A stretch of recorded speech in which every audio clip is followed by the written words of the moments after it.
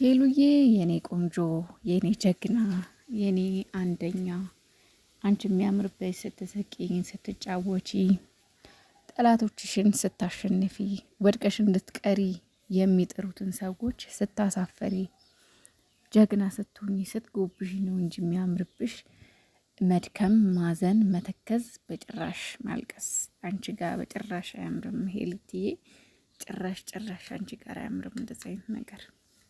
እኛ የምንፈልገው ፏ ብለሽ አምሮብሽ ማየት እንጂ በጭራሽ ተክዘሽ ማየት አንፈልግም። የኔ ቆንጆ የኔ አንደኛ።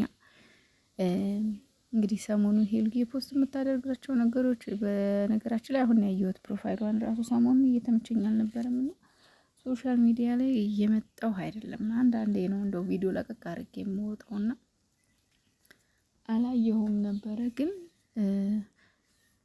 በውስጥም ሄሉዬ ምን ሆና ነው የምትሉ ልጆች አላችሁ። ሄሉዬ የኔ ውዶች በጣም ጠንካራ ጎበዝ ስለሆነች ነው እንጂ እሷን ለመጣል የሚጥሩ ሰዎች በጣም ብዙ ናቸው። እንድትበልጣቸው የማይፈልጉ በቃ እሷን ማሸነፍ ሲያቅታቸው ስሟን ለማስጠፋት ስሟን ለማጥፋት በሚዲያ እንድትጠላ በሰው እንድትጠላ ለማድረግ ብዙ የሚጥሩ ሰዎች አሉና በነዛ ምክንያት እየከፋት ነው ሄሉ። ሰው አይደለች መቼስ የፈለገ ነገር ጠንካራ ብትሆን የፈለገ ነገር ቢሆን ሰው ናት ይከፋታል።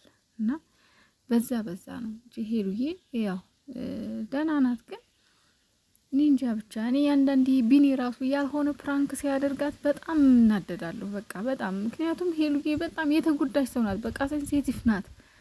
በቃ ሄሉ በአሁን ሰዓት ካጠገቧ የሚቆም ከጎኗ የሚቆም አይዞሽ በርቺ ጠንክሪ ጎብዢ የሚላት እንጂ ከዚህ በኋላ ትርኪ ምርኪ ነገር ፕራንክ እያደረገ የሚያስከፋ ሀሳብ አይደለም የምትፈልገውና እባካችሁ በሄሉ ዙሪያ ያላችሁ ደግሞ ስለሷ ክፉ የምታደርጉ የምታወሩ የምታስቡ እሷን ለመጣል የምትሽከረከሩ ሰዎች አቁም።